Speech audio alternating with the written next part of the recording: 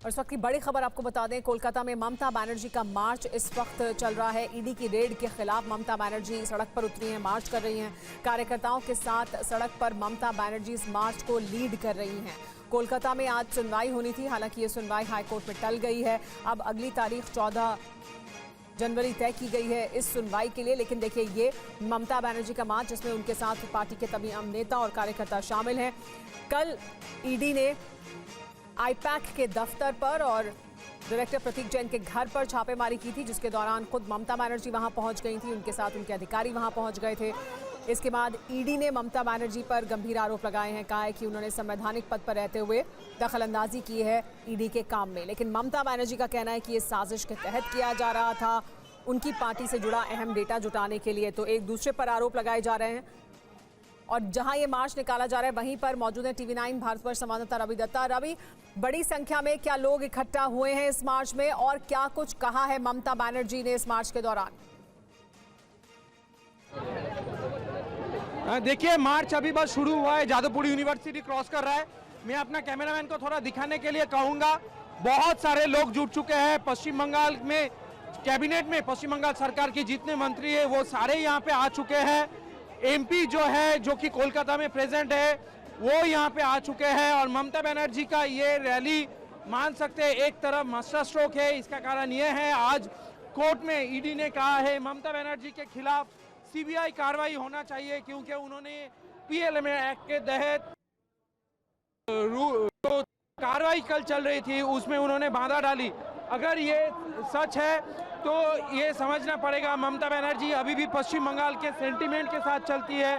और यहाँ पे रास्ते के चारों तरफ जो लोग हैं वो अगर आपको दिखे तो उसमें आपको समझ में आएगा कि अभी भी लोग ममता बनर्जी को देखने के लिए खड़ी है, क्योंकि वो जननेत्री है, पश्चिम बंगाल के मुख्यमंत्री है। और कल के बाद मामला इस कदर गर्मा गया है कि पश्चिम बंगाल में अभी जो रैली चल रही है ममता बनर्जी की, जब शुरू हुई है, लाखों लोग उसमें जुट चुके हैं।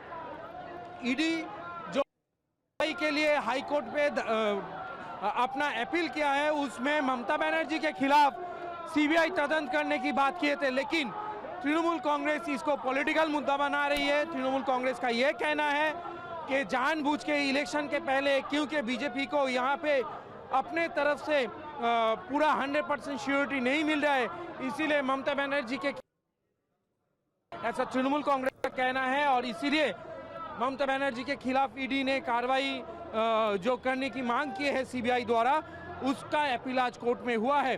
दूसरी तरफ ममता किया है, लेकिन ईडी ने अपना पेपर जो सबमिट किया है कोर्ट में, उसने ये अपील भी किया है कि ईडी के कोई ऑफिशियल के खिलाफ कोई कार्रवाई ना करे पश्चिम बंगाल सरकार, ये भी अपील लगाया है। लेकिन ये बात समझने वाली है कि पश्चिम बंगाल की मुख्यमंत्री ममता बनर्जी जननेत्री है, और उनके सपोर्ट में जो लोग हैं वो इस रैली में आपको दिखाई दे रहा होगा। हमारा स्क्रीन में हम दर्शक को दिखाई दे रहे हैं। लेकिन इसके साथ साथ ये भी है कि SIR मुद्दा जब चल रही है, तब ममता बनर्जी का ये रैली एक अहम मुद्दा बन जाती है, अलग मायने इसको रखते हैं। और क्योंकि कल आईपैक और तृणमूल के ऑफिस, जो कि उनका IT सेल है, उनके ऑफिस में अटैक हुआ था।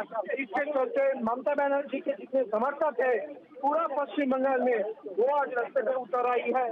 और यहाँ पे ममता बनर्जी के पास बंगाल में वो आज रास्ते पे उतर आई है और यहाँ पे ममता बनर्जी के साथ चल रही हैं। जी रवि, हम देख सकते हैं यहाँ जो तस्वीरें हैं उसमें बड़ी संख्या में लोग इकट्ठा हुए हैं ममता बनर्जी के साथ, उनके साथ पार्टी के नेता और कार्यकर्ता मौजूद हैं।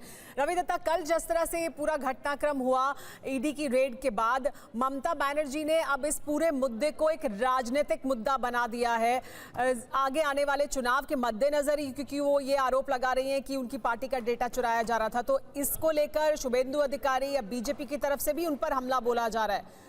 क्या कुछ और किस तरह से पश्चिम बंगाल की राजनीति में ये मुद्दा क्या अब केंद्र में आता हुआ दिखाई दे रहा है और बड़ा मुद्दा बनता जा रहा है क्या?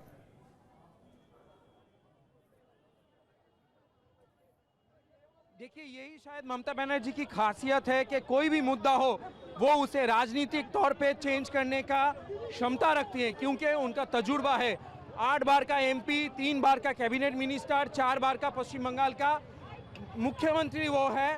और कल जब उनके IT ऑफिस में रेड हुआ शायद ही वो पहला मुख्यमंत्री है देश का जो कि रेड चलने के वक्त ईडी का सामने से पेपर उन्होंने अपना गाड़ी में उठा लिया। अब ममता बनर्जी को जब इसके बारे में सवाल किया गया, उन्होंने ये साफ कहा कि ये पेपर रेड से जुड़ी हुई नहीं है, ये पार्टी का ऑफिस है। लेकिन इसको लेके सवाल ज़रूर उठाए, क्या रेड के समय में कोई भी एविडेंस ऐसे निकाला जा सकता है? इसके साथ ममता बनर्जी ने साफ कहा है इसके साथ रेड का कोई ताल्लुकात नहीं है। शुभेंदु अधिकारी, समीक भट्टाचार्य, सुकांत मजुमदार सारे ममता बनर्जी के खिलाफ आवाज़ उठा रहा है, उनको फाइल चोरी के मामले में उनको दोषी ठहरा रहा है। लेकिन फिर भी मैं कहूँगा कि राजनीतिक तौर पे तृणमूल कांग्रेस अभी भी ग्राउंड पे है और रास्ते में रहने के कारण पश्चिम बंगाल में तृणमूल कांग्रेस का जो सपोर्ट है वो यहाँ पे रास्ते में आपको दिखाई दे रहा है। ममता बनर्जी एक ही चीज समझती है, वो है जी रवि, और ममता बनर्जी ने इस मुद्दे को अपने लिए एक बड़ा राजनीतिक मुद्दा बनाया है, सड़कों पर उतरी हैं और बड़ी संख्या में उनके समर्थक सड़क पर उतरे हैं। यानी वो अपनी बात को अपने कार्यकर्ताओं तक पहुंचाने की कोशिश कर रही हैं कि किस तरह से उनकी पार्टी को निशाना बनाया जा रहा था। सुनवाई इसकी अब हाईकोर्ट में 14 जनवरी को होगी, तब ये साफ होगा कि कोर्ट का क्या रुख रहता है। लेकिन फिलहाल मार्च कोलकाता में। बहुत शुक्रिया रवि दत्ता इस तमाम जानकारी के लिए।